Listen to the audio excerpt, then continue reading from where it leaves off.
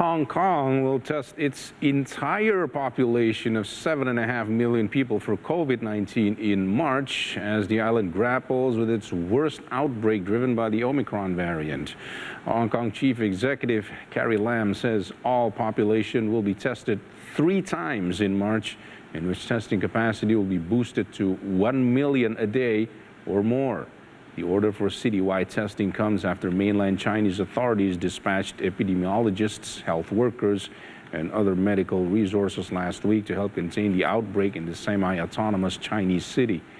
The zero COVID strategy means Hong Kong authorities often take strict measures. Last week, health officials say hospitals were already at 90% of capacity and isolation facilities were full.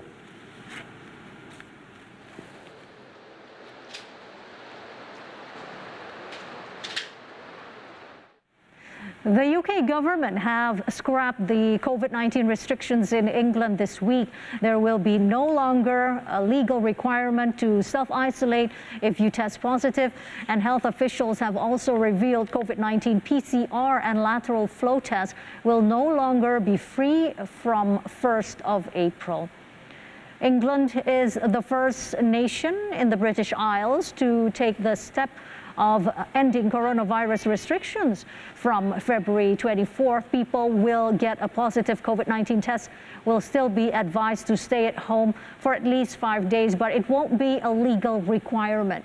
Financial recompense for having to isolate will also end, and there won't be a legal obligation for workers to tell their employers whether they have the virus. Free testing will end at the start of April. From then, it will only be available to the elderly and who have immune suppressed conditions. The virus is here to stay, but the government says the UK has now passed the peak of the Omicron wave. It says hospitalizations in England now fewer than 10,000 and still falling. Over 71% of all adults are now boosted in England, including 93% of those aged 70 and over.